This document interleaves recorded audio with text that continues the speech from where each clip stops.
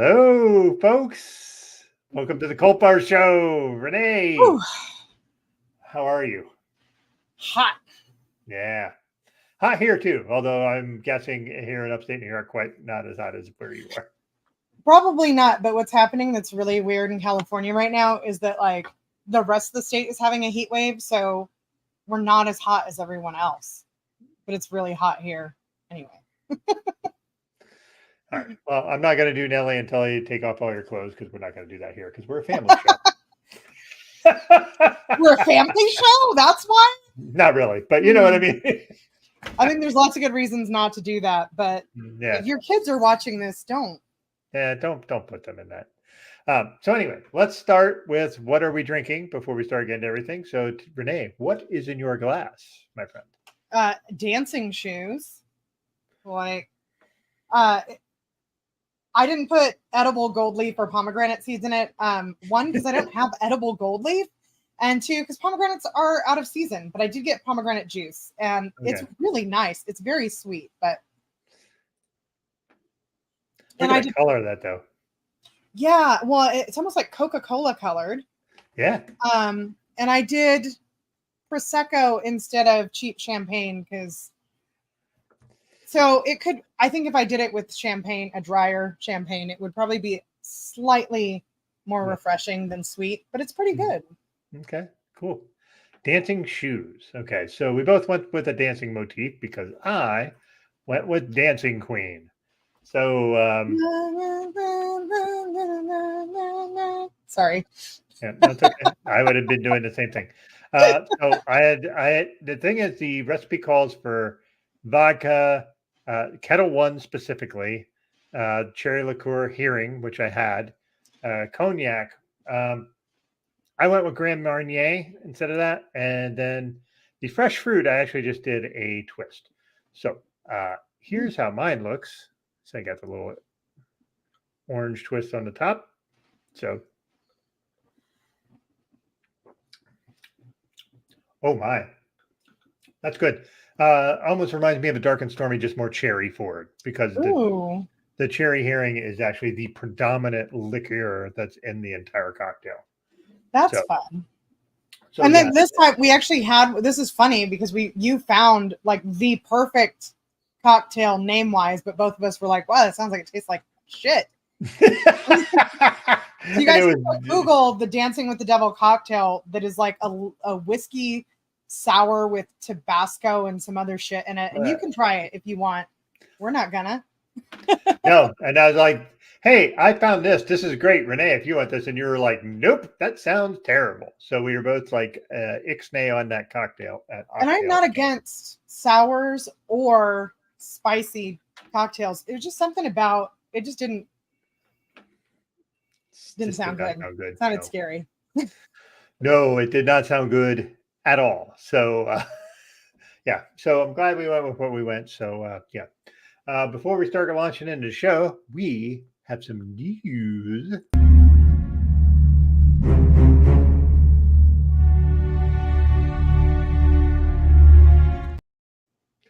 All right. First of all, you love a flattering mugshot, right?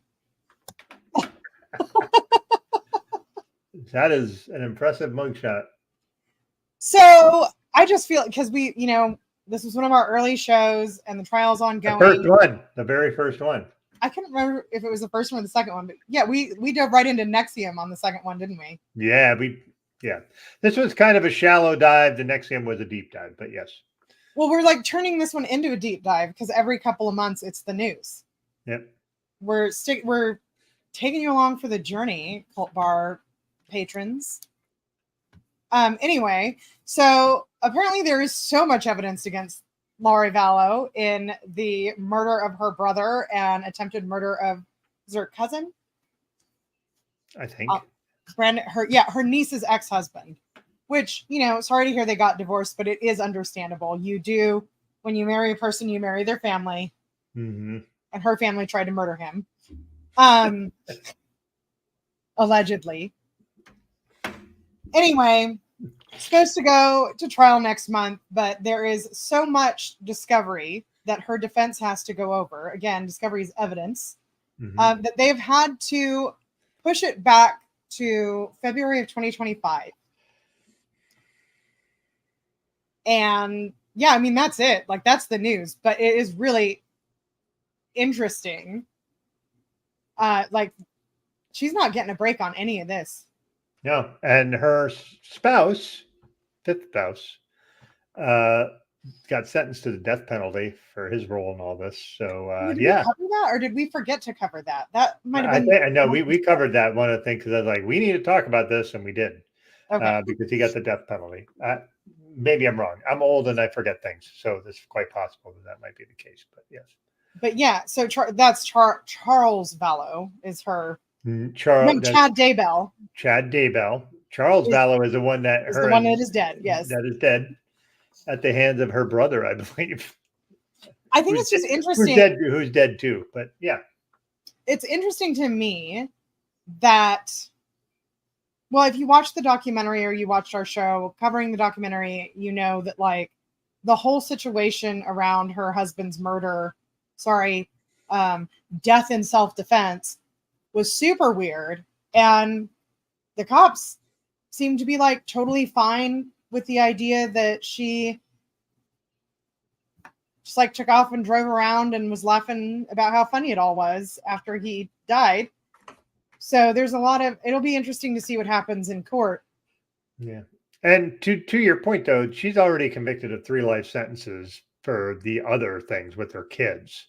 Right. So this is just a little icing on the proverbial cake there, where her husband, Charles Vallow, was killed in their house. And yeah, it's just,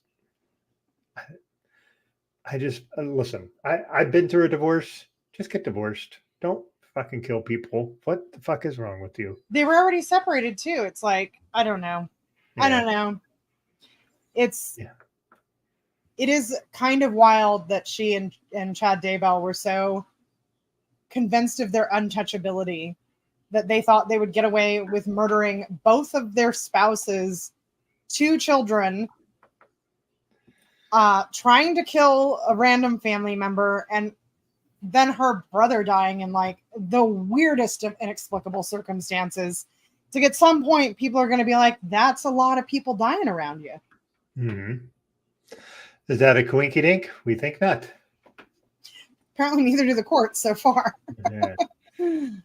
All right. So yeah, that's the gift that keeps on giving for our show.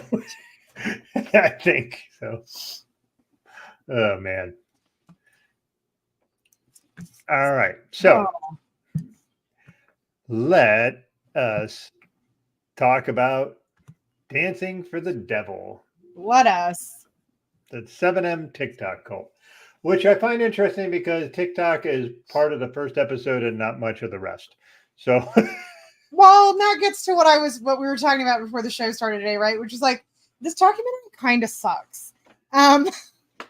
If you've been watching for a while, you know, like we'll come in and we'll be like, this one was really hard to watch because the subject matter was so terrible, which subject matter here is terrible.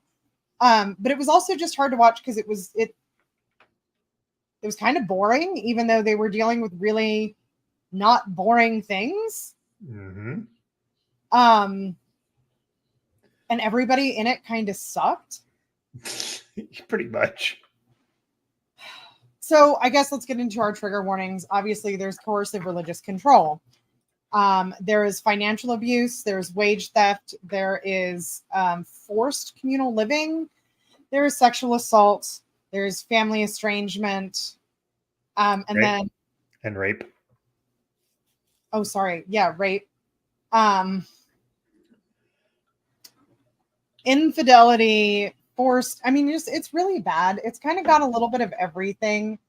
But like I said, this documentary really left a lot of questions open, in my opinion. For sure. Agreed. When it started, I had this uncomfortable feeling that we were going to meet here tonight, and I was going to be like, so, weird twist, I don't think it's a cult, because Miranda Derrick's family is so fucking weird. until they started actually presenting the things that were happening to other people and like the patterns and everything else, I was like, maybe she just doesn't like you. Yeah, and unfortunately, well, not unfortunately, but I think part of it that actually pinged with me on this was like the kids were dancers, and they were they were dancers young. So I'm getting a lot of dance mom vibes. They had a dance studio in their house. Yes, they had a dance studio in their house, and so like I kind of am with you, but I'm also not.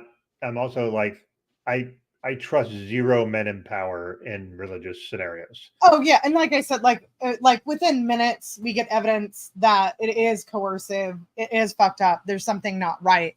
But I feel like part of what was really missing from the documentary as a whole, and especially from their story, is, you know, we've been doing this for a while, and you and I have both really been into cults and the psychology behind them for a long time, which is why we decided wanted to do this. Yeah. Nobody just like joins a cult. Nobody wakes up, they're having a normal day, and they just join a cult. That's not ever how it happens. Mm-hmm. And when you talk about the main congregation, a lot of them didn't seem to know what was going on. So we're not really talking about them. But like, none of the other dancers talk about what the belief system was, how they were like eased into it, because we get this example that Miranda's sister Melanie goes to a dinner and it starts getting super Bible heavy right away. And I believe that that happened, but I don't believe that that's how he got everybody else involved. Yeah, I would say, and we'll get into this, Miranda's already in at this point. So Melanie decides to come because she wants to mimic her older sister to try to get what she perceives as fame through dancing. And her point, Melanie. And so we have two Melanies in this story. So we'll have to really differentiate as we're talking. But they go to this dinner, and supposedly it's a very big honor to meet the leader, whose name is Robert Shin. Like, he doesn't meet people. He has mentors and people that are his shield.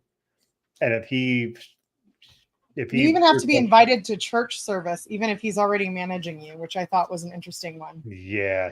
So, but she goes to this dinner, I guess, and like she's just like, this is not it. Talking about how she grew up Catholic, but it was very loose Catholic, which is most Catholics. But most Catholics are there for out of ritual for the most. But that means that that's how Miranda grew up as well. So it feels like so Miranda and Melanie had their social media channels that they were doing together, and they were getting some success that way.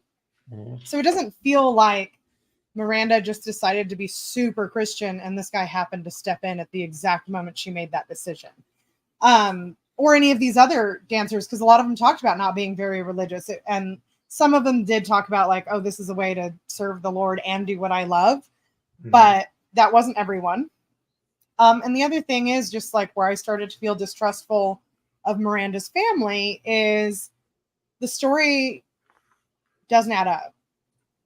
They had a perfect childhood and they got along. The sisters got along perfectly. They were best friends and they got along with their parents perfectly. And they together went to Los Angeles. Well, Miranda went first. Yes. But it was their dream to go. And then Melanie followed. But at this point, Miranda was not already in the cult, or she wasn't in as deep. And they have a perfect relationship in LA.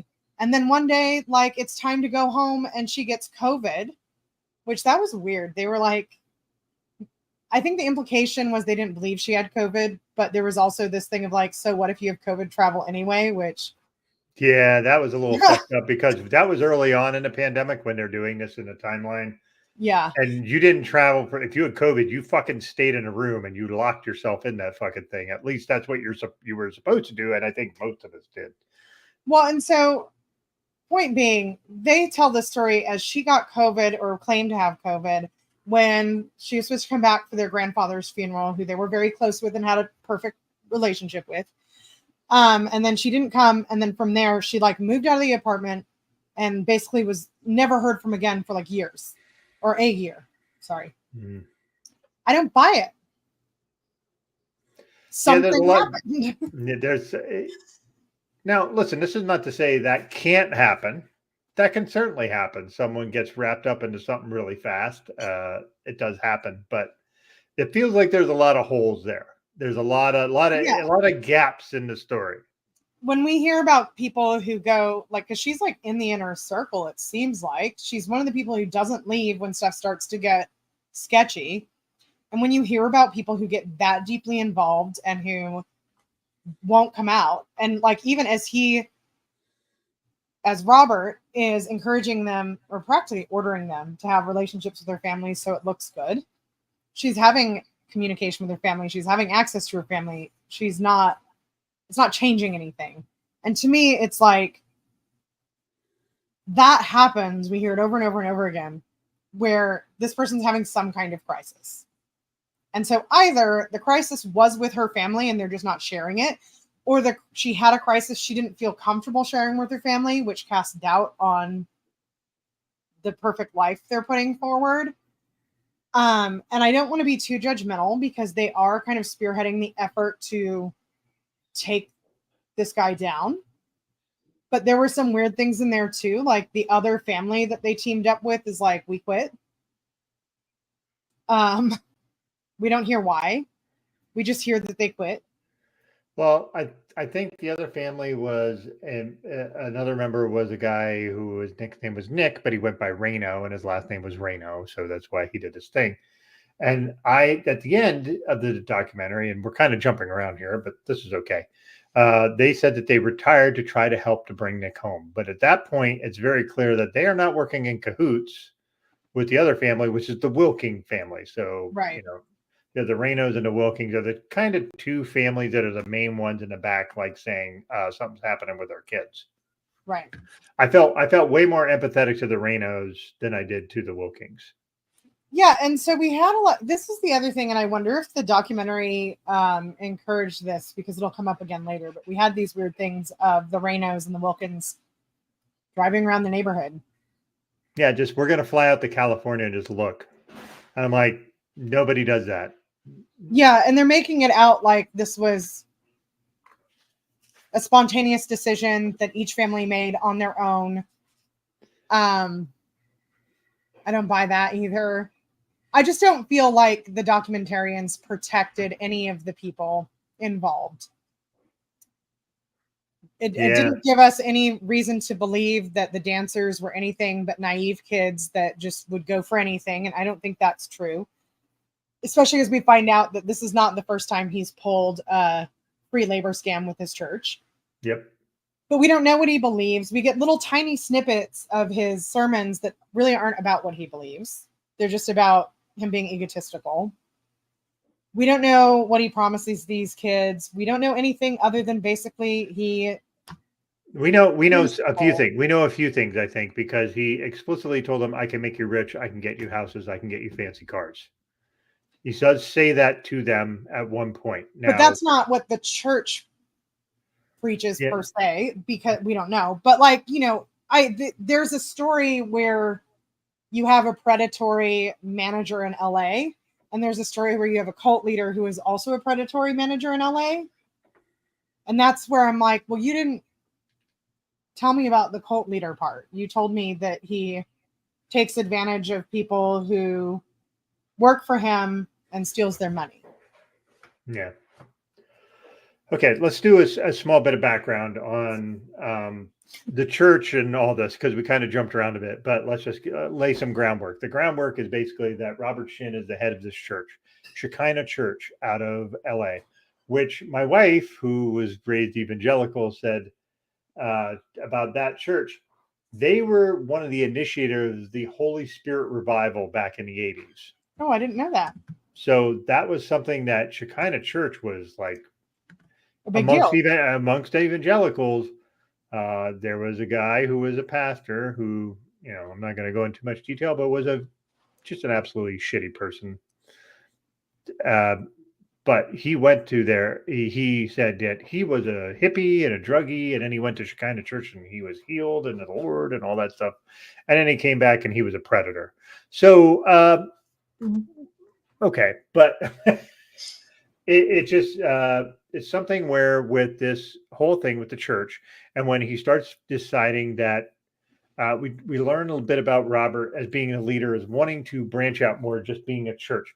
He wants to manage people. He wants to get into media and like make money. He wants to make money. That is Right. so. And we hear some of these things that he says in church when they're cherry picking the sermons, where he is on that sort of prosperity gospel thing a bit. Not as heavy as we've seen other ones, but a bit. Um, so he is the leader of this church, is also the leader of 7M, which is the marketing company he makes so that he can also manage the dancers and promote them. And, another way to funnel money into his own pockets, which we'll learn a lot about how he makes them divvy their money up to him later. But that is kind of the backbone of what Robert Shin is and what this church is that is running these kids. In the first episode, that's what we know is the background, because we get more background in the second episode, which, again, not a very well done documentary. No, and so that, let's lay it out. So the first episode is really about the dancers. The second episode is about how he did this for many years before the dancers were even involved. Right. And then the last episode is kind of how do we catch him kind of thing. So you and I have seen very good documentaries. This was not one of them, and how they ordered it. Like, if you're going to talk about the shit they did way back and what is kind of how he laid the groundwork to be able to do this with these kids now, you need to do that early. Yeah. And again, so what we get is the second Melanie enters the story as Melanie Lee. She's a Korean, or her mother was a Korean immigrant. I can't actually remember if she was born in Korea or in the States right now. No, so they were both, Melanie and Priscilla were both born in Korea. Right. Her Okay. mother was native, and her mother was an alcoholic and had a gambling addiction, and her husband just left, and then she somehow managed to emigrate to the U.S. That's their background. Okay. So mom's not around a lot. Melanie enters this church, but the way we meet her is people are sending her emails about what is happening with 7M and Shekinah, because they know she escaped Shekinah years and years and years ago. And she says, as she's getting this and she's seeing who it is, and it's kind of all coming back to her, that she's like, well, where is my sister? This is weird because we don't get an answer on that until long after we've met the sister. But what we get is, because mom's never around, the older sister Priscilla is parentified. She is very controlling of Melanie because she's afraid that, Melanie is going to get involved in alcohol and drugs, or, something bad is going to happen. So her real social outlet is to go to this church, which is majority Korean immigrants. And so this is all implied because they don't talk about it, because they don't talk about how anybody got sucked into this at all, ever. But it is implied, I guess, that because it is an immigrant community and they have all this shared background and a lot of high expectations and everything else, that there's an ease in isolating people that you wouldn't necessarily have in a church that serves a larger demographic. Yep. But we do know that it's not exclusively Korean. But we, don't get a whole lot. Seems to be the majority of the parishioners. Right. So she joins this church. She gets very heavily involved. She says, hey, Priscilla, you should come. Priscilla gets very heavily involved. Melanie keeps one friend, this guy named Mark, yeah. It looked like Mark to me because Marque, but they pronounce it Marque on the show. Right. So she keeps him. She brings him in. He's like, "This is whatever. Good for you. Whatever. I'm out." And that's important later because whatever. Yeah. So they're all in this church with Robert. They're teenagers. We find out, again, we don't know how. We don't know what the process was. He starts collecting young Korean girls and putting them up in households. every 6 to 7 months, he moves them to a new household, uproots them. He separates Melanie and Priscilla so that they're not allowed to hang out, talk to each other, which is something we see with cult leaders a lot. Yep. And then eventually all of these women end up working for him and not actually getting paid. And we know that he calls them the glory girls, which is very upsetting, in my opinion. Yep. He says things like, if you're getting closer to me, you're getting closer to God. So there's that coercive religious control, right? But the main thing is that they're performing free labor. And Priscilla ends up being like a big moneymaker for him. Yeah. And randomly, again, no information on how this came to be. One day, everybody's sitting in church, and a whole bunch of these women come in screaming that he is a sexual abuser and a rapist. And his sister is there. Who was her name? Catherine? Catherine Yee. Yes. Yeah. His sister, Catherine Yee, is there. She calls him out on the behavior, and they leave. And the main the reason that this is important to the documentary is that a lot of his workforce is gone now. Yep. There are a lot of reasons why this is important, like to the story and to the victims, but we don't get to see that. So his workforce is gone. He requires more of the workforce that is there. And eventually it becomes very clear that he is going to move from being inappropriate with Melanie to full on assaulting her. He wants her to have sex with other people in the church for reasons she doesn't quite understand. She calls up Marquet, says, I need to get out of here. And they come up with a plan. But she knows her sister isn't going to want to leave. So her plan, they're going to load their stuff into Marquet's car and go pick her up. And if she has to pull her out kicking and screaming, she will. Plan gets fast forwarded because of this request to have sex with other people. Marquet comes to help. He's got a baseball bat, whatever. They get caught, and she's like, that's it. Priscilla's going to know I'm coming. She gets out. She calls Priscilla. Priscilla says, I don't want to come. They don't speak again for 10 years. And then we find out that what's happening to Priscilla in this situation is that all of the things that he seemed to want Melanie for, he just slots Priscilla into that role, and it becomes pretty horrific. I think that's part of what I didn't like about this documentary also, is like without any context, without any explanation, we just get all of the horrible stuff. It's just a list of horrible things and no context. So for 10 years, she's being like abused sexually, emotionally. She's being isolated to a single room in the house. She's giving all of her money to him. At one point, she says she didn't think she was ever going to leave that room. She would be in that room like when Jesus came back. Like it was that serious. And the only comfort. Sorry, go ahead. It was also a double. She did like double curtains in the room to make it completely dark. Like it was a hovel what she was in. So yeah. Yeah, and her only comfort was like Bible verses on the wall. And she's got access to no money because that's part of the scam. Is he takes the money back that everybody gets paid, and his wife hates Priscilla for reasons that are pretty, I think, obvious, although fucked up. And then at one point, his wife just beats the living hell out of her while he watches and says she's not doing anything wrong. So at that point, Priscilla decides, I'd rather go to hell than live here anymore, which is just heartbreaking because she did believe she was going to go to hell, but she just couldn't do it anymore. And I don't really know if that happened before or after Melanie started looking for her. We don't really get a clear timeline on that. There's no timeline on that bit, unfortunately. But we know Melanie was trying to sort out what to do. Right.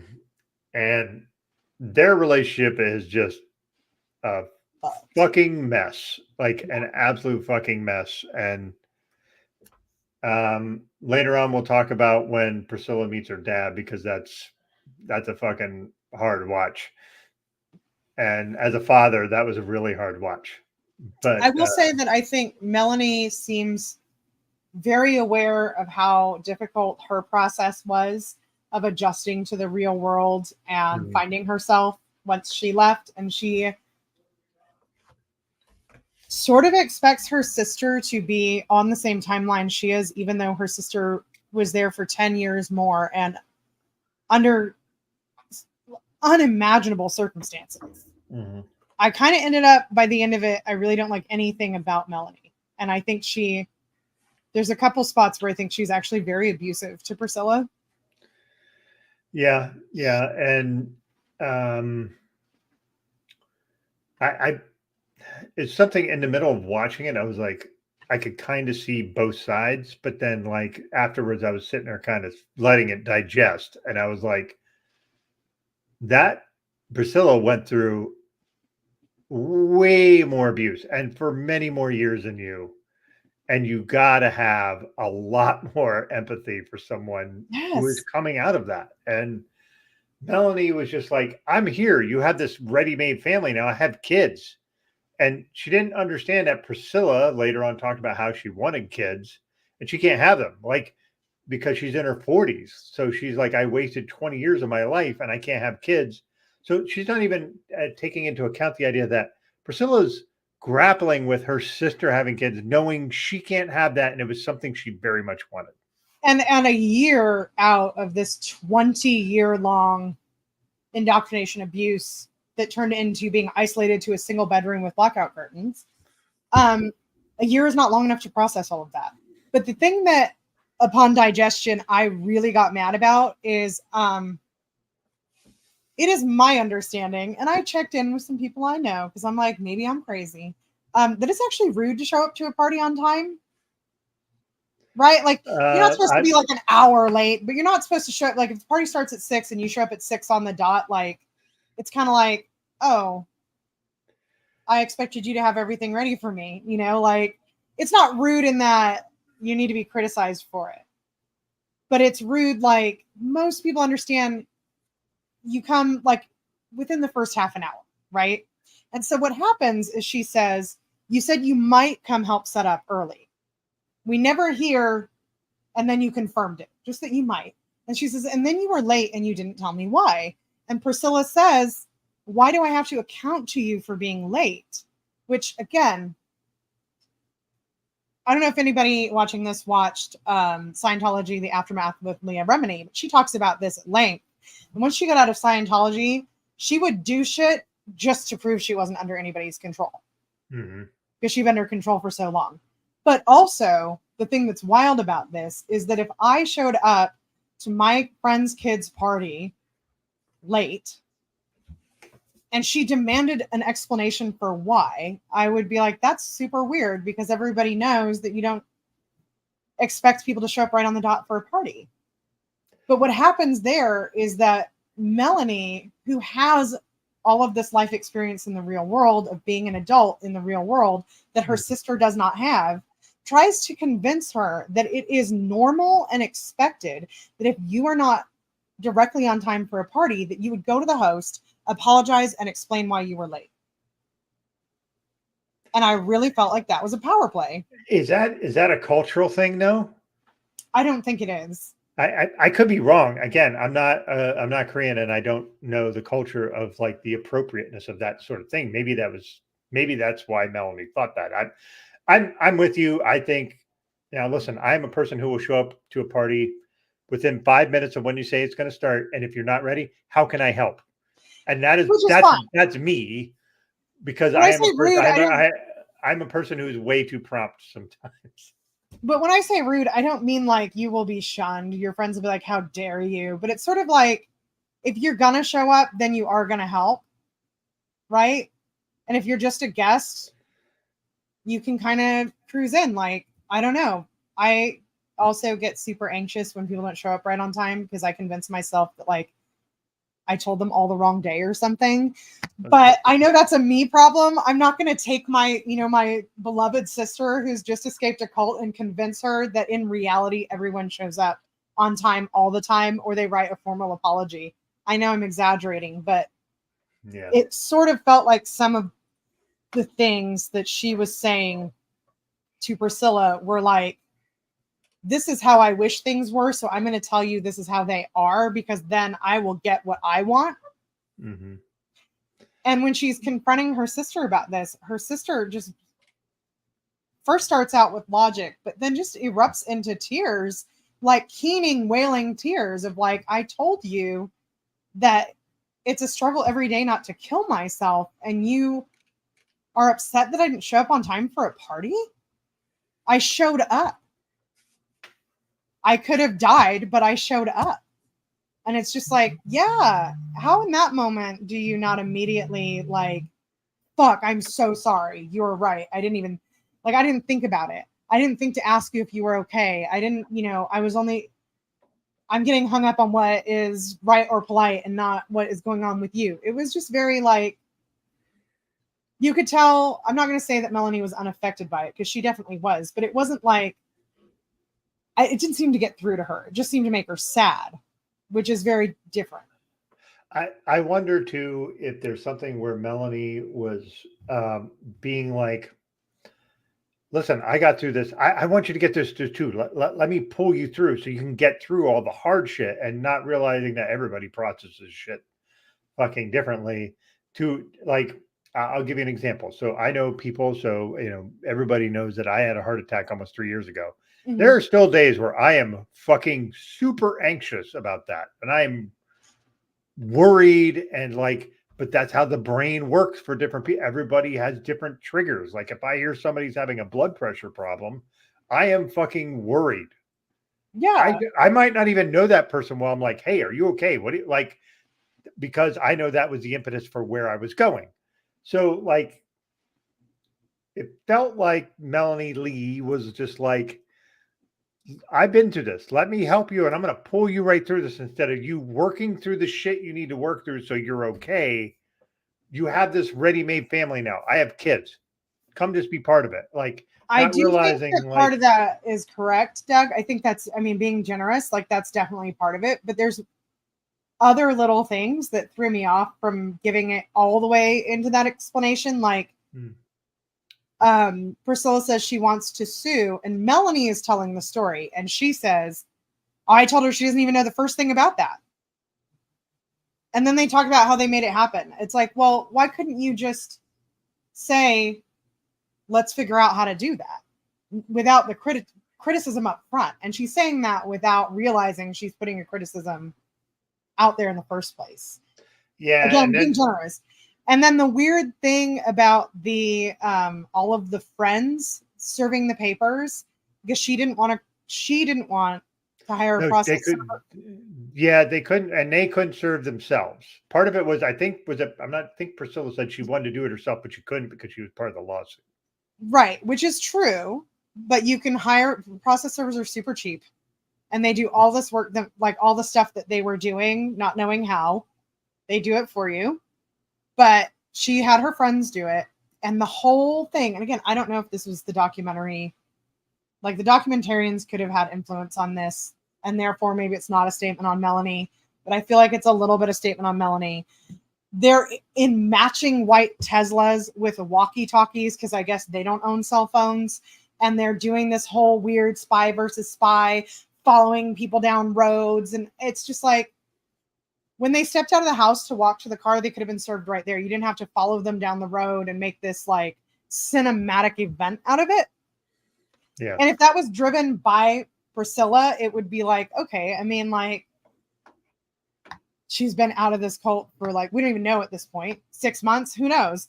But like Melanie's like, I'm the one who knows how things are done, and we have to get matching white Teslas and walkie-talkies and like be really cool about it. And it's like, I feel like I think rather than dealing with the guilt of like, I brought my sister into this and then I left her there,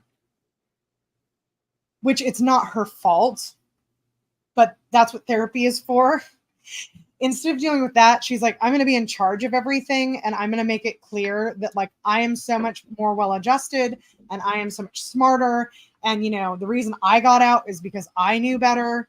And you just have to do what I say and slot into my family the way I want. And then I don't have to think about feeling bad. was really how it came across to me. Yeah, and I wonder if there was a bit of resentment against Priscilla because she stayed. Yeah, I think probably. There's probably like a weird, ugly mix of like survivor's guilt and why didn't you fucking leave? Yeah. But again, that is what you work out in therapy, not by like ordering your sister around and trying to take over. Exactly, Greg. It's very kind of all over the place. And we are actually the way we're ordering it this week, this month is actually basically starting in episode 2, so you can get like the background of the Shekinah Church and how Robert Shin fucked all these people up way before we get to the dancers. The dancers are the hook to bring people to watch this. So let's be clear, they're not actually the central part of the story really at all, except for Miranda. Miranda's the only one who is a central focus on this. Here's the other thing that bothers me though.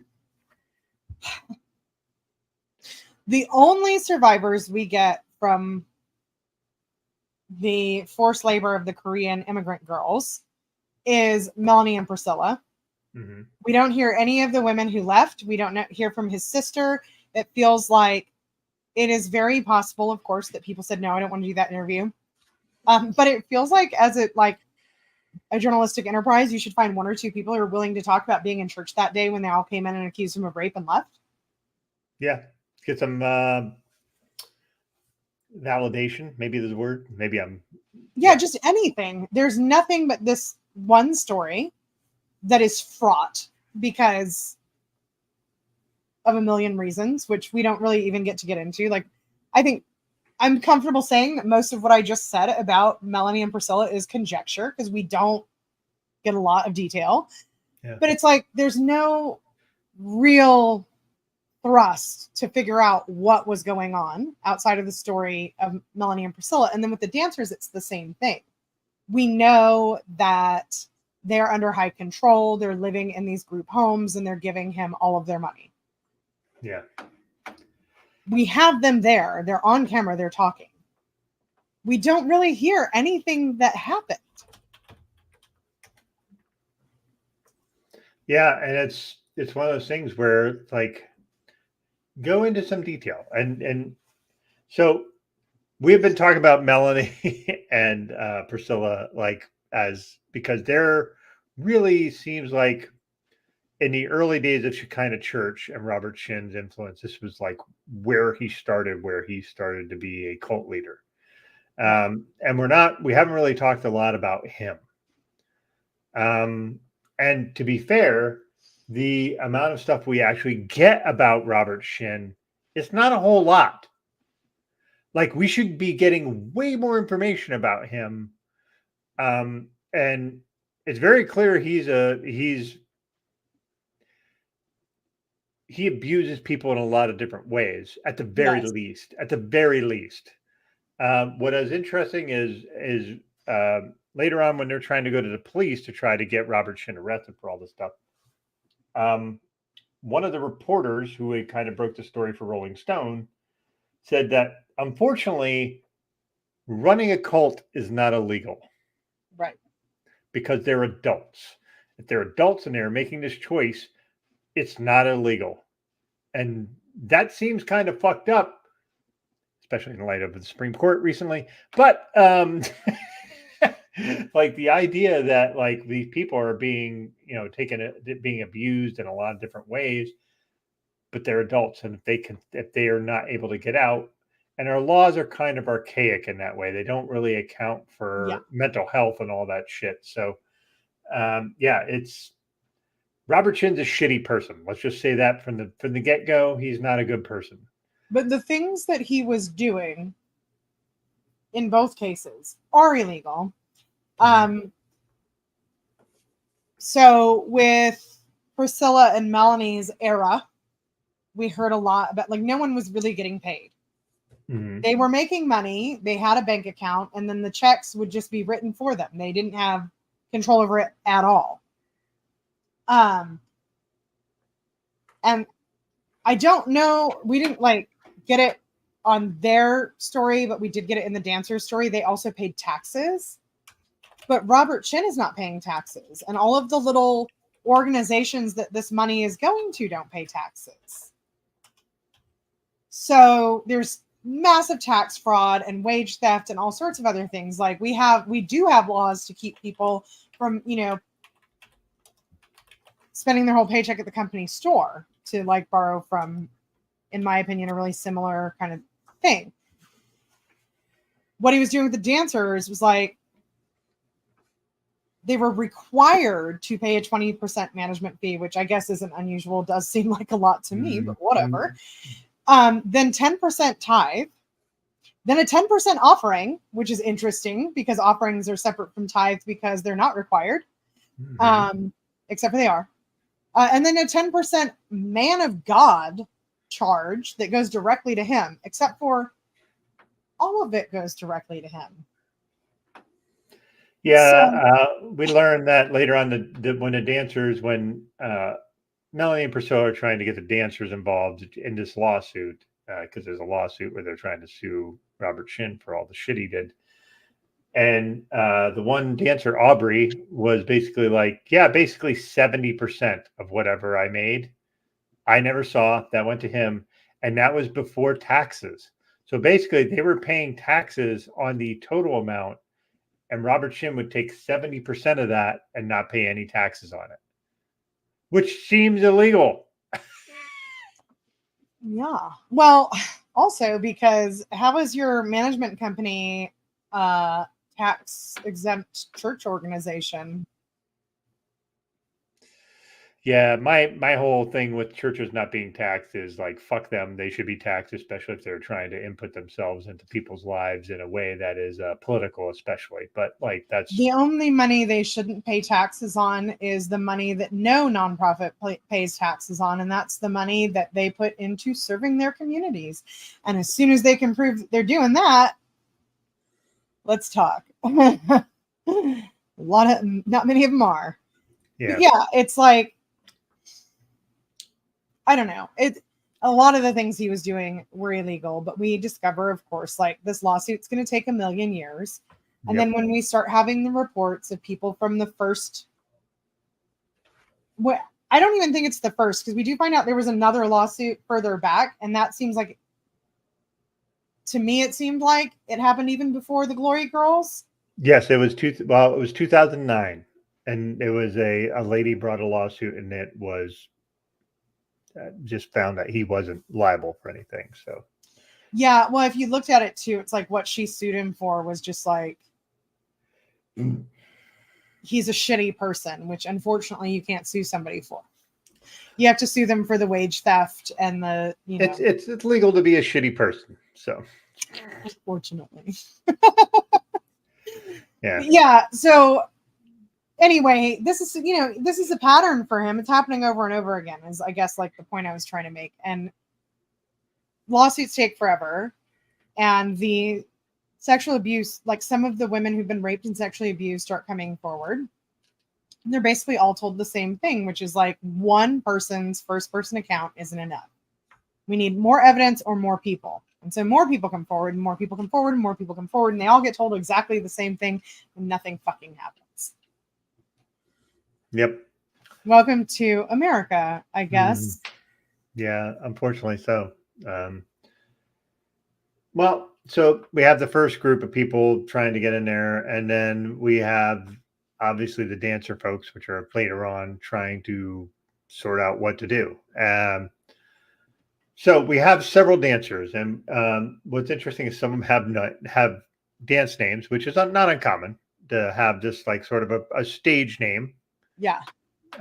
So yeah, and yes, you are correct. This is America. Everything's. I liked the group that was all K names, and then they danced Crump, which I didn't know was a thing, but now I do. I thought it was Crunk. I did too. Apparently, and Jill said that to me too, and I'm wondering if Crump is more like a Christian version of it. You know what I mean? Like, because I'm gonna Google it. A lot of Christian folks and music and entertainment will glom on to what's popular so that they can spread their message through doing that. But the problem is a lot of secular stuff has shit in it they quote unquote don't agree with. So they'll do variants of it or softening of it to make it attainable. It is considered a variation on crunk. Okay. But it just is a style of dancing to popular music, especially hip hop, characterized by rapid, exaggerated movements of the arms or legs. Mm-hmm. So it doesn't say anything about Jesus. Okay. But I wonder if they're more likely to. It is okay. So because the crunk thing is supposed to. All right, whatever. I'm too old to have this conversation. As I'm saying it out loud, I'm like, I'm probably about to get this wrong. So never mind. Forget it. Yeah. It's crunk is what they dance for reasons I don't know. Yeah. Yeah. So that guy is a guy that I think that dude, he goes by the name Concrete. Yeah, it was like Concrete. Oh, hold on. I gotta find because I wrote down some of the names. Yeah, his first name is really Kevin, which I find funny because that reminds me of SpongeBob with the Kevin episode because I'm a SpongeBob nerd. But it was like, oh, I can't remember. So I wrote Kalia, Concrete, and then there was another K person that was in their group, but I didn't write that name down. Kylie. Yeah. Okay. Kylie was a girl who had, and I'm going to say this, and no offense to her, rather large ears. Because she had very straight hair, so it made her ears look very large. Okay. but so, all right. So let's start tying together the old shit with the new shit because the problem is the document does a terrible job of tying that together. Just absolutely terrible. It really does. Because they should have started, the second episode should have been the first, and then the first episode should have been the second, where they like, here's how it started, and guess what? Here's how it continued. I also feel like, even though I didn't enjoy watching it, it should have been longer, and I might have enjoyed watching it more if it were longer. I agree, because it feels like it was like, okay, well, we're just doing this and it's going to be this and we're going to get to this point and ta-da. And it felt very much like we're just going to rush this out because it says TikTok, which means people will watch it. And it felt very much like a rushed thing. Yeah. Well, there's been a lot of criticism about Netflix documentaries lately that they go a little too fast to deliver quality. So that might have been what we were seeing. I also think there's an element of my generous assumption here is that they wanted to make a documentary that was focused on the people who were affected by it. Mm-hmm. But I love that because I think all true crime should be focused on the people who were affected by it and not like the gory details. But there's a difference between the gory details and the important details. And there were a lot of important details that just weren't there. For sure. Agreed. So it's because you want it to be focused on the people that were suffering and what they went through. But at the same time, you don't want to be sort of like this sadomasochist view of like, oh shit, look at all this awful shit. This is great. You don't want that. You want to have an empathy angle for it, right? You totally got it. I've been trying to figure out like what it was that was bothering me. And I think it's almost like it looked like they were putting the focus on the people who suffered. But in reality, because they stripped it of all context, it just felt really exploitive. Yeah. Yeah, I agree. I mean, we've watched a lot of documentaries of this show and on personal levels. And some of them are very much like focused on the awfulness of what happened. And then there are others who are focused on the victims. And then there are others who are just very high level, here's what happened kind of deal. Yeah. This one felt like just this outlier of like, here's all the information, just throw it out on the wall. Let's see what happens. And that's what it felt like. I did. And I my friend said, oh, you're watching this for Cult Bar. I can't believe we haven't talked about it. I was like, I didn't enjoy it. That's probably why we're not talking about it. And I was like, it just feels like you're getting sucked into the pit of despair and never ending story. Like you're going down with a horse. Well, the other thing is like trying to explain to somebody what this was. Like, I don't know how to I had a friend who asked me, okay, so what is this documentary kind of thing? I'm like, there's no real super strategic point to it.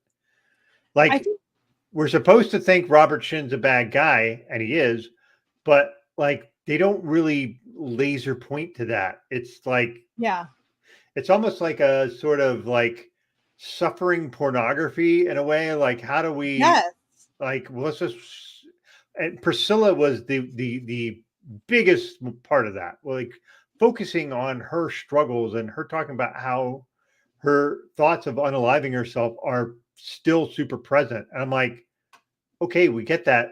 That woman needs therapy. Why? Like, we need to get her help. but even from the start, I felt that way, where we're just talking about how heartbroken the families are, because context is what makes a story, right? Yeah. Like, because there's only a handful of plots. Context is what sells it, what makes it touch you.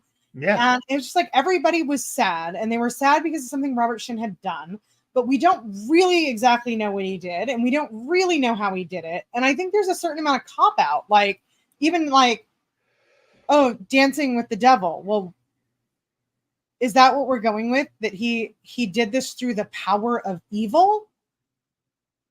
He's the devil? He did this for money.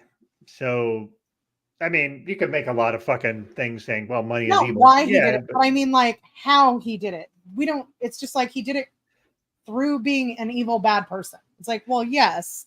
Well, but I think they're trying to lean very heavily on the, like, these people really they're vulnerable, and they wanted to believe in God as a reason to help them. And this guy took advantage of them. That happens in every fucking religion across the country, across the world. Even the ones that aren't particularly harmful. No, even the ones that aren't particularly harmful. But people come to a place of comfort into something that maybe will give them comfort in times of struggle and strife. And we've all done it in different ways, and we all have different ways of dealing with that and what mechanisms we use. I personally I'm really vehemently against organized religion in mostly any form, but like, there's people that brings them some solace in hard times. And, you know, if that brings you solace in some hard times, it's not causing you harm or somebody else harm. Great. Right. Seriously, that's good for you. No, I agree. But I think what bothers me about not getting the context is because we run into so many people that if you know, they don't read books about cults or listen to podcasts or watch documentaries, but they get like the news, right? We all do. And they're like, well, I would never fall for that. Like, I would have been out of there day one. Blah, blah, blah, blah, blah. And this documentary, I really feel like feeds that idea, because we don't get to know what's going on with any of these people, what state of mind they were in, what he said or did to push their particular buttons to keep control over them. It's just like, he was a bad dude and these people fell for it. And it's like, well, yeah, but the most gullible person on earth, if all things are equal, will not fall for that. Yeah. So there's other shit going on, and we didn't get to hear any of it. I think we got a smidgen of that in a few instances, but they did not explore it. Like, so we know that Priscilla and Melanie, their mom just kind of abandoned them, and they just were kind of left to fend for themselves when they were young. They were in like preteen mode. So they just kind of fell into this church to find a fucking, like, something of some normalcy, because their mom would leave them for like a month at a time, which, listen, addictive personality and all that shit. But like, holy shit, I mean, we talk about this all the time, right? On this show specifically, the things you do when you are under the influence of a cult leader, or under the influence of an addiction, or under the influence of a mental illness, like, you're still responsible for them, and the effects they have on the people around you are independent of your reasoning. Mm-hmm. But so, like, yeah, like, whatever was going on with their mom fucking sucks, and I'm sure she was not a happy lady doing these things. But the result is that it left two preteen girls kind of fending for themselves in a country where they didn't really have roots. Yeah. And I get, they talk about, you know, Robert made himself like, I'm your family now. But he didn't do that to an entire congregation. Because to do that to an entire congregation on the level he was doing it with them, he'd be having 500 people over to his house for dinner. And that, if that was happening, I sure hope they'd mention it in the documentary, because that's interesting. You know, so it's like this thing of like, there were several houses full of young women having sex with him and working for him for free. They may have all had similar stories to Melanie and Priscilla. I doubt they were the same. And even so, you know, we know that Priscilla was she was hyper vigilant about negative influences on Melanie. So when she came into this situation, she was probably still hyper vigilant, and she decided it was a safe environment. Why? And that's the kind of thing, you know, they could have asked her, and they didn't. Yeah. And again, we're left with a lot of questions on how he became influential in these people's folks in these lives. So like the idea of like, we can kind of understand it from the perspective of Melanie and Priscilla being super young, and basically like his sister, Christine Yee, basically took those two girls in, and she was the one who brought them in to basically mother them and help them, whatever. So like we get that, but like you're looking at like the dancers, and the dancers were largely adults already. They were not preteens, they were not teens, or they might have been just late teens. And basically a lot of them were like, I can make money and maybe I can do this for God. So there were several folks who were very religiously focused, and others that I'm sure Kalia did not seem religiously focused. She was just, how can I get better and how can I promote myself? I do feel like from her talking, and I think I got this sense from some of the other dancers as well, there was an element of like, I'm not that religious, but I am Christian. And again, so how did he hook those people? Because like we know that when the first Melanie entered in and he starts speaking in tongues and reading Bible verses, she's like, I'm out. A lot of people who are passively religious don't deal with that shit and won't. That's their alarm bells start going off immediately, because even kooky churches will point to other kooky churches to be like, those people are crazy. So, you know what I mean? Like, it's just, to me, having no context for what was happening on the religious or spiritual side just does a disservice to the people who were involved, because it seems like, okay, the two stories, the only explanation we are given is that the first group of people were immigrants and the second group of people wanted to be famous. And I feel like that is irresponsible, because whatever biases you have about those two groups of people, you fill in all the blanks for yourself when you're watching that documentary. Sure. And the thing is, you can be empathetic, a lot more empathetic to folks that are immigrants trying to find community in a new country. It is a lot harder to find empathy for folks who are just trying to be famous or make money. Now, the thing is, what we're not taking into account, which the documentary does a terrible job of, is the amount of folks that were dancers that were trying to do this were people of color, and not realizing that their environment that they grew up with and where they came from, maybe that's the only route they have to possibly make some money and get them. And we don't know, because we don't get their background. No, we don't. And, you know, this is the thing. I'll say this. I think maybe this is an interesting side street if you want to like follow up on this, Doug, because I know you're on TikTok now, and I'm not. Like, you have to send me a link to a TikTok for me to see it, because when people send me things on TikTok, I open it. It's like, you have 7 gazillion messages. And I'm like, no, I fucking don't. But when TikTok first started, I got it. Like, you know, I'm going to plant my username or whatever. I got it. I opened it up and I followed a bunch of dancers. I probably followed some of these dancers. I was actually looking, I was like, does Kalia look familiar to me? Yeah. Because to me, I just love watching people who are good at dancing dance. I'm like okay at dancing.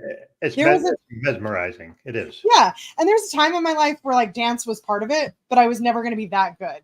And I loved watching. And especially if the people dancing are hot, please, you know, like yeah. And let's be clear: the people that are in this 7M TikTok call, all of them are hot. Yeah, they're hot. They're all conventionally attractive. Exactly the people I'd be watching, because we're doing it for Jesus, but none of the clips they showed had anything to do with Jesus. It was all popular music. But that's the insidious shit. That's the insidious shit. It's like when you hear music that, oh, that sounds good. Oh, those people are a Christian band. They're doing that and they're trying to get it. That kind of shit bothers me, because we're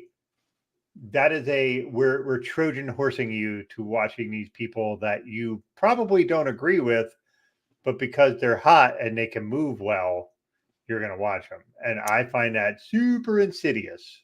We have like a whole series. We're going to get to this at the end. We have a whole series of episodes planned. But if we didn't, I would say one of the things we need to look into, this is happening on the radio now too, because we had satellite radio that started to suffocate regular radio. And then we got, you can stream music at like a million different places, right? You never have to, in your life, listen to a song you don't want to listen to, except for maybe at the grocery store if you don't have headphones. So all of these radio stations are going under. And guess who's buying them? Conservative media. Conservative media putting Jesus music on your radio. And it's like, okay, every once in a while, my phone doesn't connect to the car right, and I've got to listen to the radio, or I'm in a rental car, or whatever reason. Guess what? Chances are you hit that seek button, it's going to land on a Christian radio station now. And you may not know it's a Christian radio station, because while it used to be that all Christian pop kind of sounded the same, except for sometimes there was Christian ska, now there's freaking everything. There's like Christian metal. There's you name it. And they're literally taking over. And I feel like this is an arm of that, right? Where like, as somebody who's not on TikTok now, the videos that you send me, the videos that my TikTok friends send me, they're not dance videos now, but for like years, it was always a dance video. Even if it was somebody who didn't know how to dance, it was a dance video. And so I feel like there was like another thing that they kind of just like whoop right over, which is like, these people had YouTube accounts too, but we're not calling it the 7M YouTube cult. Or the Instagram cult, because there are a lot of them on Instagram now do reels. Yeah. Because if you're going to tell me, like, I haven't seen, so my wife, when I talked about we were doing this, I'm like, I've sent you these videos or we've seen them. And she's like, absolutely not. I'm like, yeah, we have. No, we haven't. She was adamant. And maybe we didn't see them because my algorithm's different than hers, because I like dancey shit because I used to dance. And like, so like, I'm going to see all that stuff. But I think because we had this thing Dancing for the Devil, the 7M TikTok cult, like I think this name makes them go, all right, well, we're not at the TikTok cult. We're going to be over here on Instagram, which Instagram lags about 2 weeks behind everything on TikTok. That's just how that sort of works. It's a weird thing. Yeah. But it does. Well, I think too, it's just like we see this with every high control religion. I'll even say just religion instead of accusing everybody of being a cult, because you might hear some things that sound familiar. Once your thing gets unpopular, you change what it's called, or you change how you deliver it, or you change I'm sorry, but all of the examples I can think of are ones that affect me directly and are not universal, so whatever. But like, you know what I mean? High control groups do this all the time. It's a PR game to keep sidestepping and moving around all of the things that might make people think you're full of shit. Absolutely. Yeah. All right. So we are trying to sort through the dancer stuff. All right. So let's do some major players in here. All right. So Miranda obviously is the main one. She's Melanie Wilkins' sister. They used to do videos together, to dance together. Listen, that stuff, coordination, when you see people who can coordinate dance, it's actually a fucking crazy thing to see. My favorite. If you like, there's a TikTok person called Taylor That Dancer. She's an extraordinarily gorgeous Black woman who does these great videos where she does these very micromanaged moves with another really person tight space, and a real tight space, and it's just fucking flawless. And it's like watching some sort of, like when you watch synchronized swimming in the Olympics, like just watching people do things in tandem where they're two separate humans or several separate humans, and they are able to make it look like they've worked on that for 50 fucking hours, and they probably have. Probably, yeah. And it's just something really astounding to watch. There's a dance group called the Royal Family. All right, what a name. But but that is a dance troupe of like 50 fucking people. And they do dance routines where it's 50 of them on stage doing synchronized routines. I'll tell you this, okay? This is a weird thing to say. No, it's a weird thing to have experienced. Years ago, I went to Vegas on a girls' trip, and I was like, wouldn't it be the cheesiest thing in the world to go see Thunder from Down Under? But it was right after Vegas reopened after COVID, so all the shows were kind of not at their normal level, right? Okay. Right. And as impressive as it is to watch a whole bunch of people dance in perfect synchronization, it's not that impressive to see a whole bunch of people do it in almost perfect synchronization, it turns out. Well, that's the thing, is like if you can see a bunch of people or even just 2 or 3 people do something in perfect synchronization, there is an appeal to that from your human psyche to be like, how fucking cool is to watch these 2 people who clearly have worked in this enough to make it where it's just seamless. I think there's a natural human response that when you see something that took a lot of time and effort, you're like, that in particular is impressive. It's like, you do the same thing in 5 minutes, I'd be like, it's fucking amazing you could do that in 5 minutes, but now the magic is kind of gone. Well, it's almost like in music, like you and I are both music heads, but like the idea of hearing just a really perfectly constructed song and how people just blend their instruments together and their vocal to make it just all work. Like if you want to look at something, and I'm going to use a pretty classic example, is like the idea of Bohemian Rhapsody. That song was made in the fucking 70s. Like, how did they make that? But that song is a crazy composition, just crazy. Like tempo changes and different ways they're using their voices, and like the highest pitched voices in that is not Freddie Mercury; it's a different guy in the band. Like how are they like just making these weird musical things just fucking work? And yeah, sorry, go ahead. No, I was just thinking of the idea of like taking complex things and making them meld. And I think as humans, we kind of look at that as just like, how fucking cool is that? It's like looking at, all right, we got the Endeavor in space doing these things, and you're like, great. How the fuck are you doing that? Yeah. Well, that's what I mean. Like, you would think in a world where this device right here has more power than a lot of digital cameras, like that are just made for taking pictures. And I can take a beautiful picture, and I do. That a photorealistic painting would be a little bit obsolete, except when you see a photorealistic painting, you are so blown away by the talent and the time and the effort and the perfection that you kind of don't give a shit that you could have taken a picture of the same thing. Sure. You were just in awe of the fact that somebody could sit there and sketch it and paint it and tweak it and do all of that stuff and be like, holy shit, it looks just like the picture. You don't care that you could do it easier. You care that they did it the hard way, I guess. Yeah. There's a guy on TikTok that I see once in a while, but he doesn't post often because he is a charcoal and pencil artist. And he makes photorealistic images with just pencils and charcoal. And he'll go, all right, I spent 86 hours.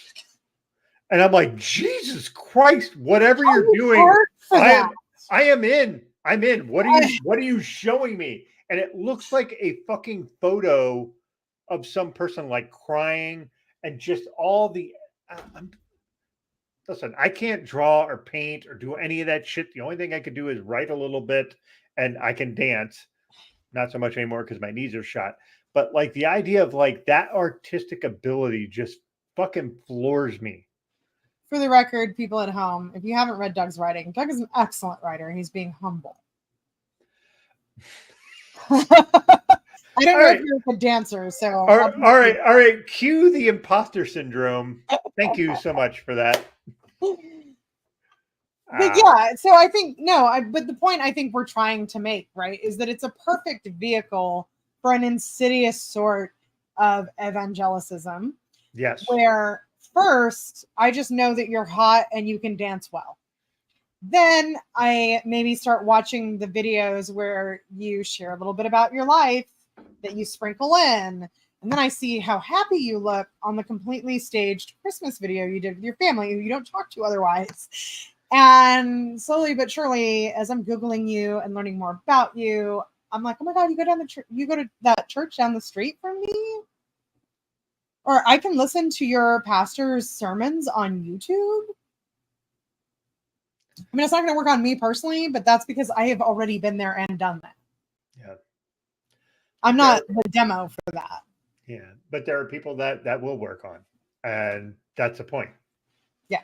Well, I mean, it's like Hillsong, right? Like, it's the same thing. The idea is to be cool. It's church, but cool. It's church, but fun. It's bad.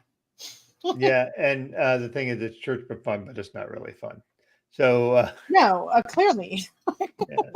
It's just a way to make it seem like it's fun. Definitely not fun. So again, I was not a churchy kid when I was a kid. So like I didn't have a lot of experience with that. I grew up in a super rural PA town. We had more churches in our town than we had gas pumps, and 2 more churches than we had streetlights because we had no streetlights.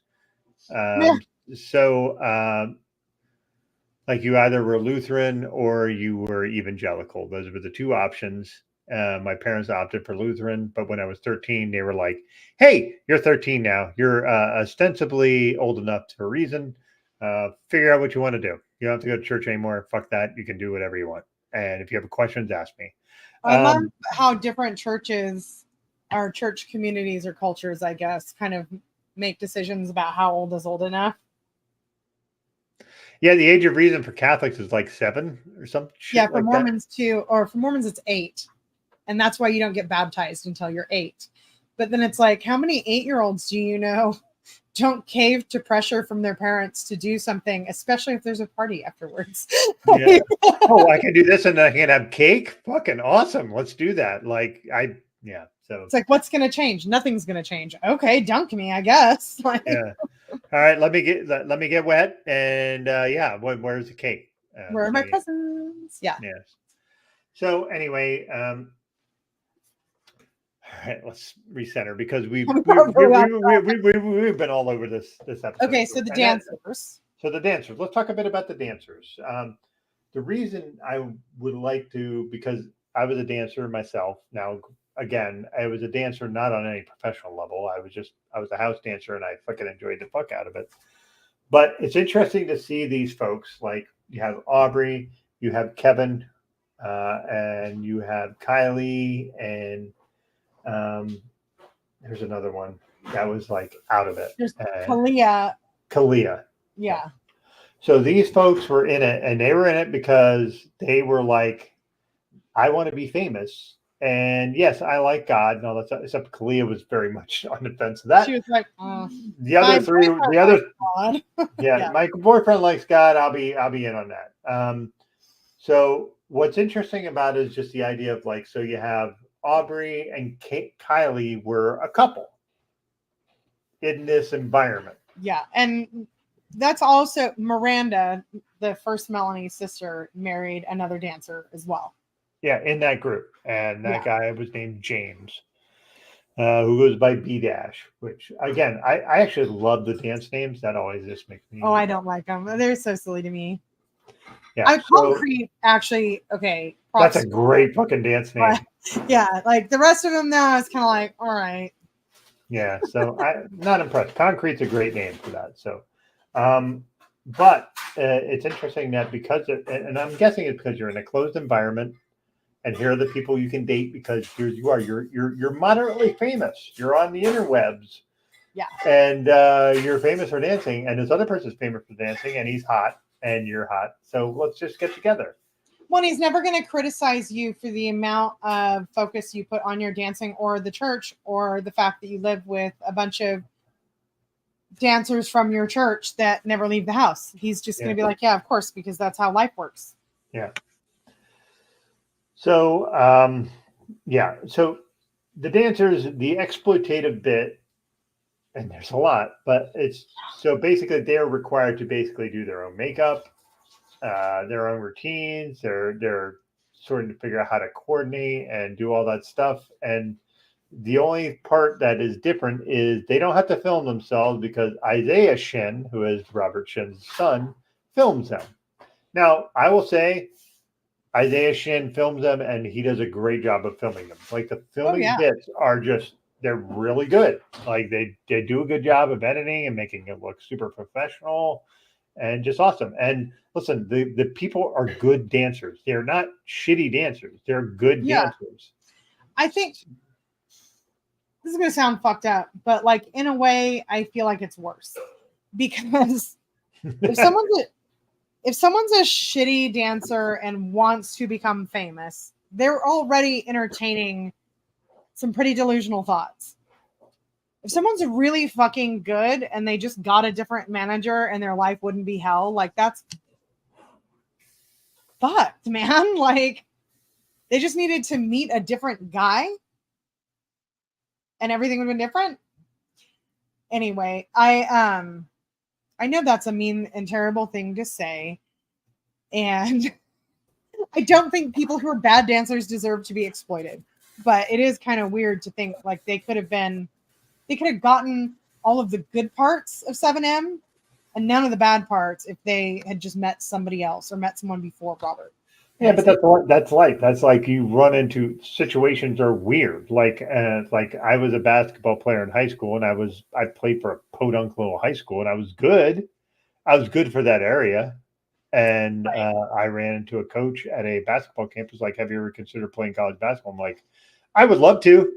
And he's like, all right, well, come where I'm going. And it was just a little tiny, shitty Division III college, but it's something where it's a matter of who you run into at the right time. And that for sure. But I feel like if you were a shitty basketball player, that wouldn't have happened. No, for sure. Like if I was just like I was in my league in my senior year, I was I was the second person MVP voting. That's not saying a lot. Like I was playing in a league with a bunch of farmers. The reality, most college basketball players are just better than the other people in their high schools. Like if you're college had a basketball team, they didn't win a fucking game the entire time I was there. Yeah. But they had a basketball team, But like dance, I don't know. I feel like dancing is like acting, but almost harder because there's fewer opportunities. Well, it is because here's your opportunity to express yourself. It's through how you move your body. It's not how you talk. It's not how you inflect any language. It is none of that. It is how do you look on the camera, how you move. That is it. You have no other ability to express your message other than how you move your body. It's no different than being an audiobook person. Like if you're an audiobook narrator, it's just your voice. That is it. That is all you have to be able to secure more employment, to be good at what you do. Like it's just funny because when you have this hyper focused thing of this is what I can do well, this is what I can promote myself as. That's what you have. Yeah. All right, we're all over the place. I know, but this documentary, documentary is all over the place. Right, it's all over the place, and it just you have to make your own experience with this thing. It's like a choose your own adventure documentary. Yeah, it's like, well, I guess I got to think about this. Like, go to page 93. I will say, I want to. Maybe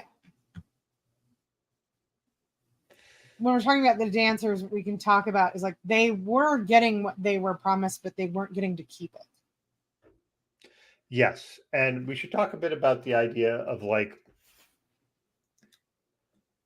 when I'm going to go to Felicia, talking about the idea of like she would make a shit ton of money because Robert Shin's church had a mortgage company and a mortgage broker company, and like they just branched out. They did a lot of shit because they wanted to make money, and so she would make a shit ton of money for them, and she would get fuck. I need to look it up, but it was like $200 every 2 weeks or some shit. I mean, not enough to buy groceries. Like how like she was doing all this work and just making them millions of dollars, and she was getting $200 every 2 weeks. Like before they even said no, I'm wrong. It's $880 every 2 weeks.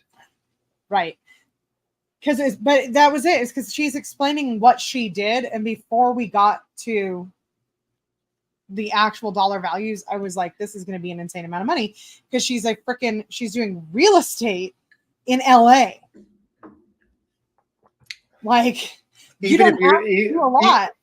No, even if you're doing cheap properties, you're going to make money in LA. Yeah. And cheap is a relative term in LA because a cheap property in LA is $400,000. But yeah. I have been in a very small, not updated, kind of janky condo that cost almost 3 times what my massive fucking house cost with property. And the reason it was that cost was just because of the neighborhood. It just because it was in LA. Yeah. That's it. Another reason I'll never live in LA. But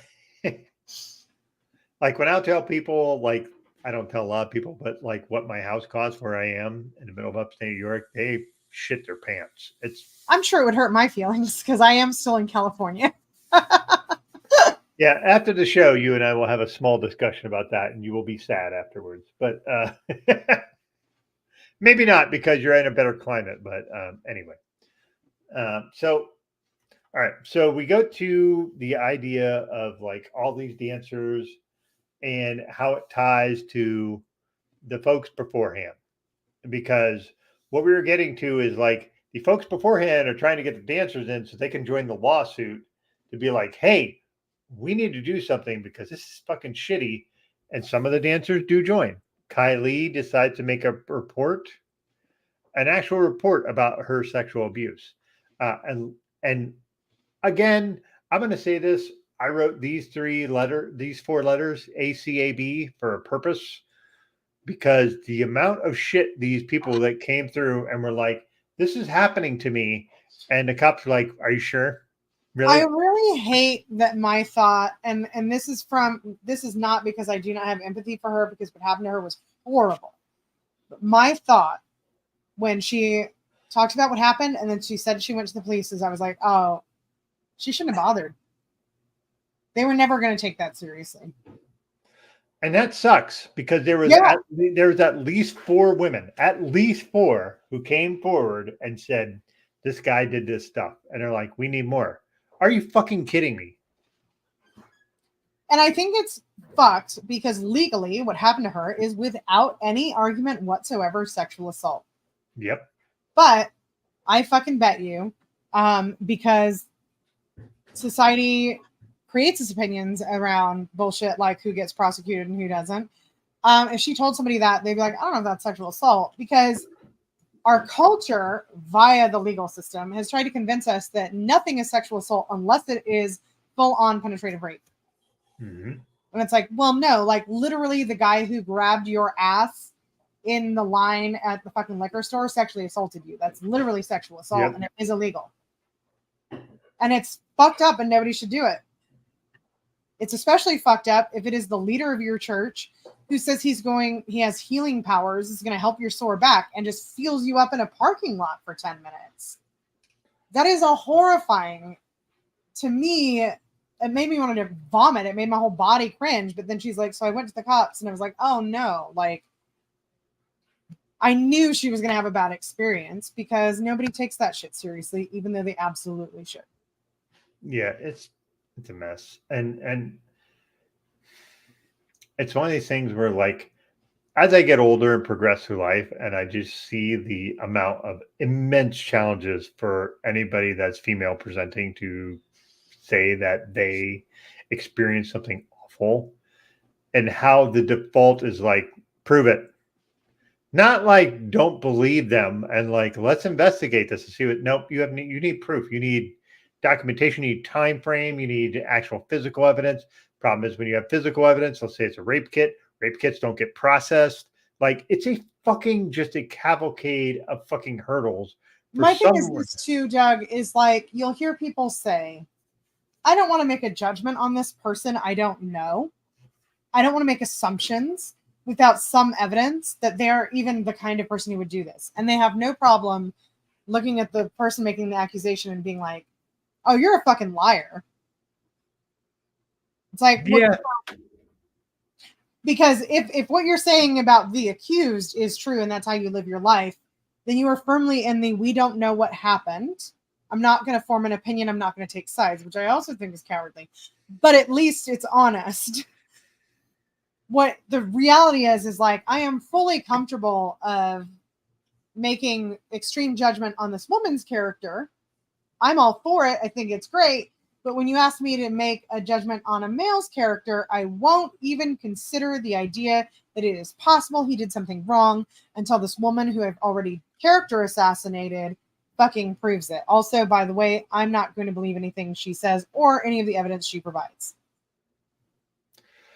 Sounds like a seriously similar pattern to other things, does it not?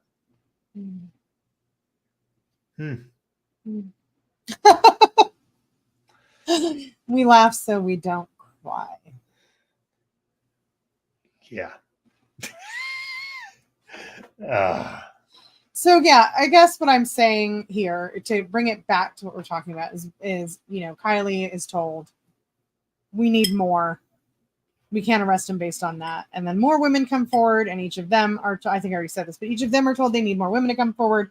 And then Melanie is telling Priscilla, like, tell him what happened to you.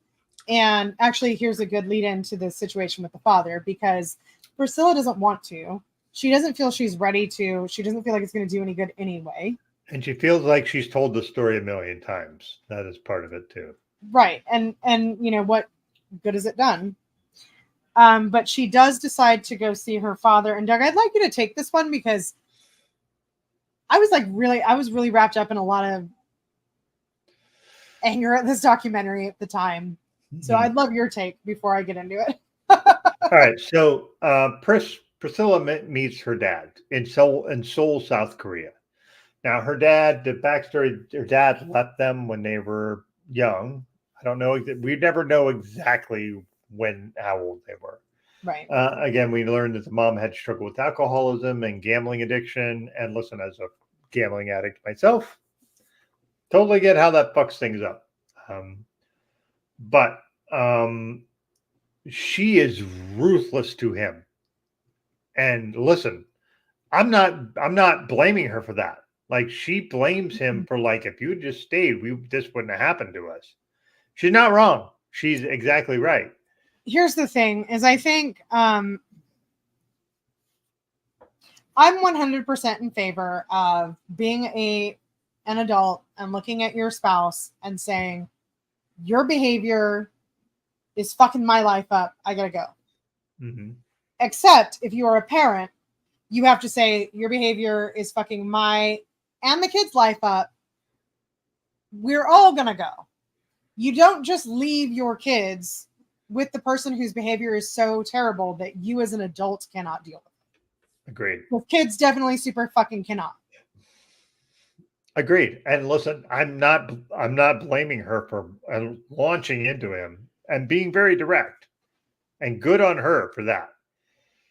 And her dad never kind of makes excuses. He's like, you're right. Like, he tries to understand some things for sure. And again, we're getting a translated version of their conversation because it's in Korean. Right. And so we're getting an Americanized version, English version of what they're talking about. So it's something where you're like, is this an exact translation? Probably not, because there's no way you can do that for any language where things but she just like, this is on you. You left us, and then I was stuck with my mom, who fucking went on her own merry way while we were fucked up and we were young and you weren't around.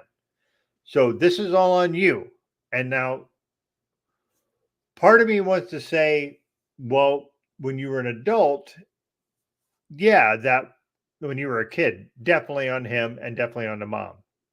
But she got involved as a kid, and then and that's a part of it. That's a part right. And it's like, and you know, again, we all have more power than any other person or substance or mental illness can take away from us. We all do.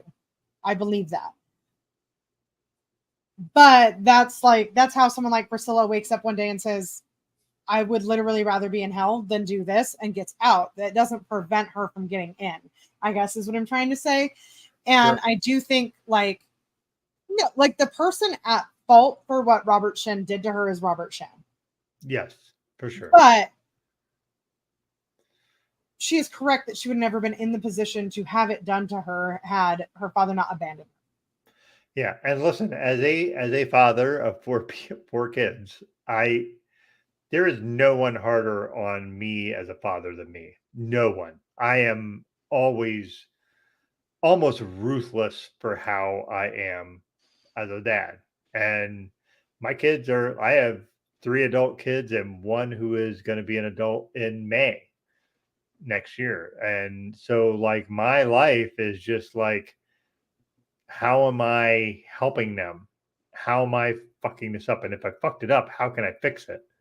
But that is me. Like I am a person who is predicated on, my parents weren't bad people, but they were 80s parents, which means like, here, Doug, at 8, 9 years old, you're going to be at home by yourself for multiple hours after you get home from school. You're a latchkey kid. Toughen the fuck up. You don't get to fucking bitch. Like there's like, this is what my parents knew. This is what they were taught. So my parents are good people. They're not bad people. This is just what they were handed. And I will not do that to my kids. So we're all doing the best we can with what we have. Sure. And what we know. Mm-hmm. And some of us have more and know more. So our responsibility for doing better is bigger. But also, you know, like every generation thinks that however the next generation parents is fucking wacko. And that's because that generation is like, well, what you did was definitely wrong. And so we're always, you know, evolving and everything. But I think what struck me about their interaction, it's like you said, he kind of just validated her. And then she came back to the US and was ready to go to the cops. And that kind of fucked me up because I felt like she was very upset with Melanie for pushing her to go to the police. But as soon as she was validated, she felt like, I'm my own person and I can do this. And I think there's a thing that happened. Well, I know this, like there's scientific studies on this. It's like when you're under extreme control and, you know, there's another person that's kind of controlling your reality. And this can be like as small as an abusive one-to-one relationship or as big as what Priscilla went through. When you leave it, you spend a lot of time trying to figure out what is real. What parts of you are you? What parts of you were just created by the situation? What is real? What is fake? She talks about like she was listening to sermons that he gave after she left for a while. I don't actually know if they ever said she stopped. So like there's all this shit going on. And the first time someone says, you know what, you're right. I screwed you. I was wrong. She's like, oh. And I think that's very, well, two things. That's where other people have failed her. But also like in a very more universal sense of like, if you know somebody who's dealing with this kind of like, what is real? What is reality? Who am I? like maybe the best thing you could do for them is validate them instead of telling them like what they should think or what they should feel, or saying like, no, you're wrong. Like, this is what's real and this is what's fake. Of just being like, your experience of your life is real. And I'm not going to tell you that mine is different because I don't need to. I know that. It doesn't matter. Yours is real. Yeah. So again, this documentary is all over the place, so it's kind of hard to really be succinct in how we're doing this. Mm-hmm. So the fact of the matter is, Robert Shin did multiple things that were bad. He basically overloaded people to a point where I'm God, and he did the man of God. That was his hierarchy. Here's a man of God, and that's me. And then there's the wife of God or the woman of God, undeclared, which he made people compete for. Yeah. And then he had mentors, which mentors were mean to be the shield so that people that bitch didn't come to him, so he could do whatever the fuck he wants. So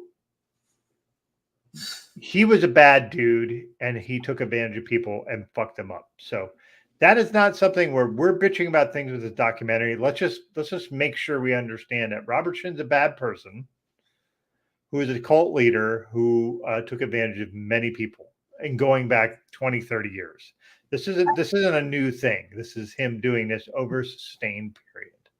And I think we kind of went away from the dancers again, but the die to yourself thing, right? We get into why Miranda didn't just like cut her family off and move out of her shared apartment with her sister, but she like changed her hair, changed her clothes, changed everything, because he preaches this idea: you give everything about yourself away, you kill it, you die to it, and that is how you were born to be worthy of Jesus's love. Which, of course,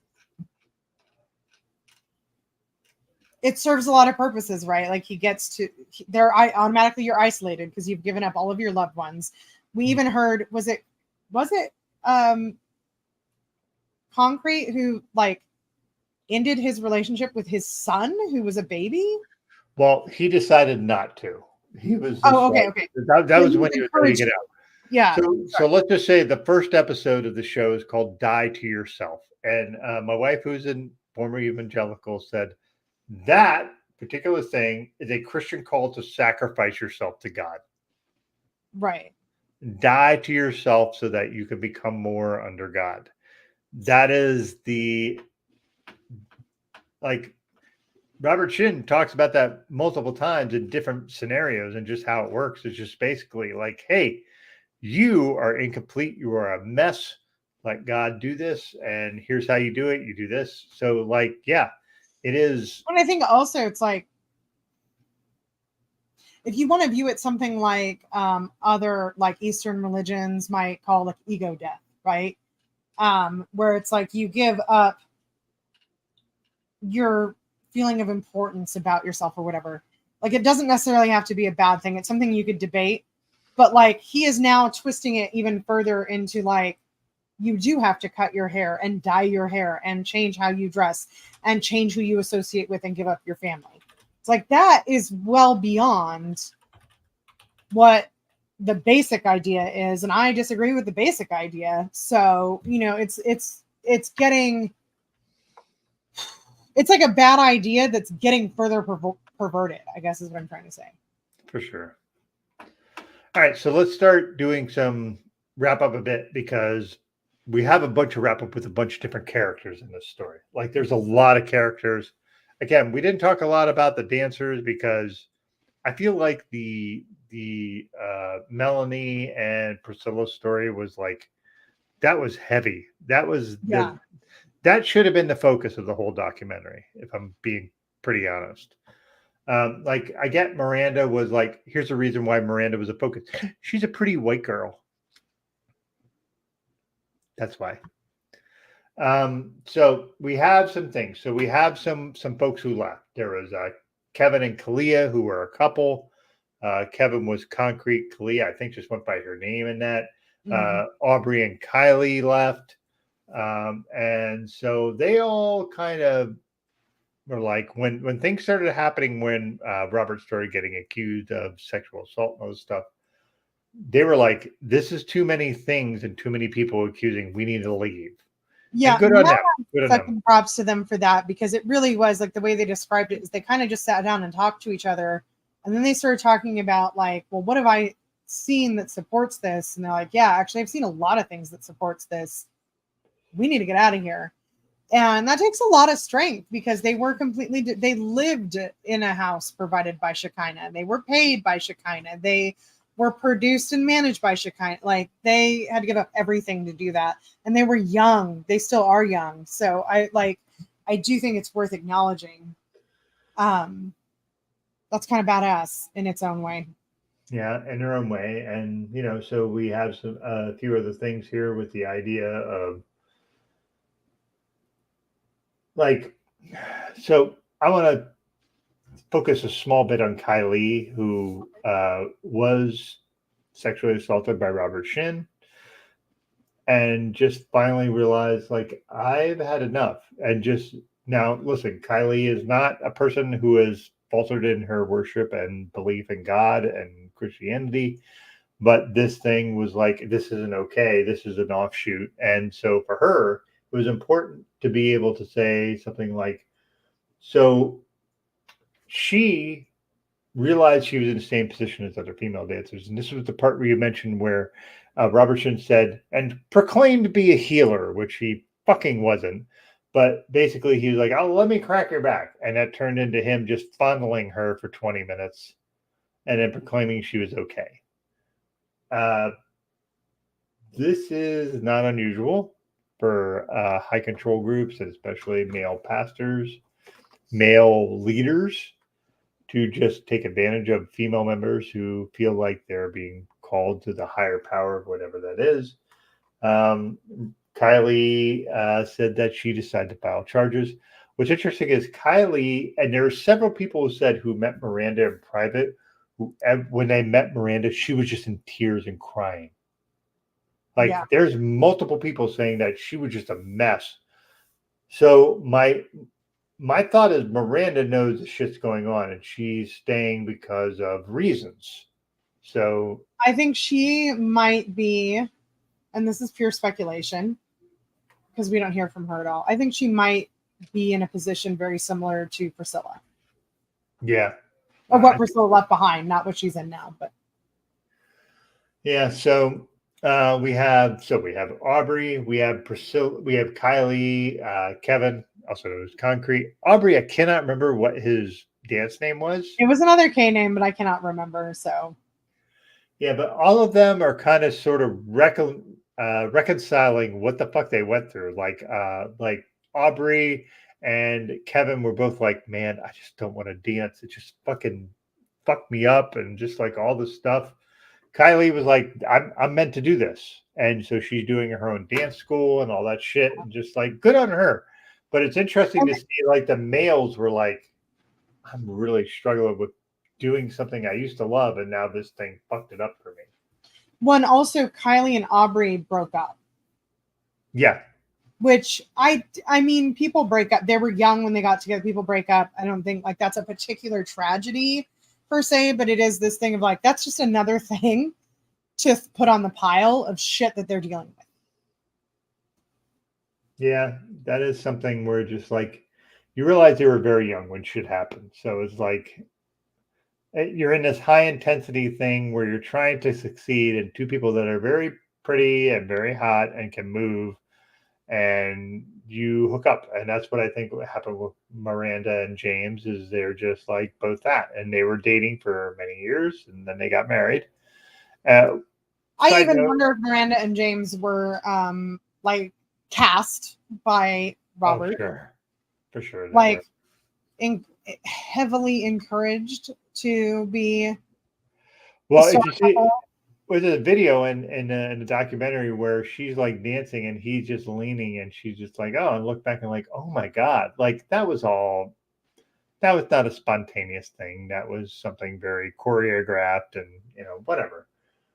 So anyway, catch it on camera. Yeah. Oh, so anyway, we have some things to discuss at the end here because we're going to wrap up. But Kelly and Dean, who are the Wilkins, which are Miranda and Melanie Wilkins' parents, have filed charges with the LAPD, the FBI, the IRS, and the Attorney General. Now, Attorney General is very vague because that could be the U.S. Attorney General or that could be the state of California General. I have feelings about that, and we don't have time to get into it, but it's like, who are they specifically to be filing these charges? What crimes have been committed against them? And I think that's part of the general feeling I have about them just being a little bit like, you sure are rich white folks, aren't you? Yeah. It's like, I'm going to file charges with the LAPD. For what? What did he do specifically to you? What do you have the right to file charges on? Yeah, I don't know. I don't know. So we have that. As we said, Nick Dahlia and Nick retired to focus on Nick Jr. So that's Reno. Their only communication with them is through messages they believe are written by another church member, which we've seen that sort of shit happen before. Where yeah. We know it's part of Robert Shen's like actual. We have him on actual recording saying part of their job is to have relationships with their families that look good so that it takes they don't get harassed. Yep. Yeah. So yeah. All right. We have that. So the end is basically Robert Shen has not been charged with anything. No criminal charges. The civil lawsuit is ongoing and set to go to trial in 2025, which is next year. So basically right now, unsatisfactorily, no comeuppance. So again, Robert Shen's a shitty person, did a lot of shitty things to a lot of people in this. They did not focus on that as much as they should have. Agreed. In my estimation. So yeah. What else do you have to say about this documentary? I think you really summed it up. I would have liked to have seen a lot more about Robert Shen because I think just casting him as this sort of ominous evil in the background does a disservice. Yeah. Ominous evil is like, it's fairy tale shit. It's not real. He's a real person doing these things to other real people. Yep. Agreed. And I wish that the documentary was clearer about that and like had a better point of view on not just bringing these people out to tell their stories, but actually helping them construct a whole narrative, the information that they don't have, but other people have. But, you know, like, I just wish it was a little bit more journalistic and that the focus was on, you know, this shit is wrong and it's real. It's not like, oh my God, who could have guessed that this would ever happen? It's like every cult. There's a pattern. There's certain things that have to happen. The people who are pulled into this have certain things in common. They're usually incredibly vulnerable. And I hope that the people who watch this, who are only watching it because it's TikTok and they don't know anything about cults, like I hope it encourages them to look into the psychology more so they understand, because I don't like how it painted the victims personally. Agreed. All right, so let's do a quick bit about what we're talking about next month, because this is a big thing. So we are going to be talking about our first installation of multiple installations about the Jonestown Massacre. So because today, Doug, what did I read? Today, Hulu has just released a second one. So this is a Hulu documentary. And there is now a second one. So they're doing this. They heard us talking about doing this in chunks. They're producing it for us. For sure. So, all right. So we're going to be doing that next month and several months after that, because Jonestown's massive. And this is one we've been wanting to tackle, but we do it'll be huge. So yeah, please join us for the first installment. So and I would really love it on this one if we had like people who really watched ahead of time and could participate with us, especially on this one about the Jonestown women, because there's gonna be a lot of deep shit to get into on that one. Yeah, for sure. All right, folks. So we're going to sign off. thanks for joining us. This has been great. And like I said, not the greatest documentary we've ever seen, but interesting nonetheless. So, yeah. So anyway, folks, take care. We will see you next month on August 7th. So, cheers.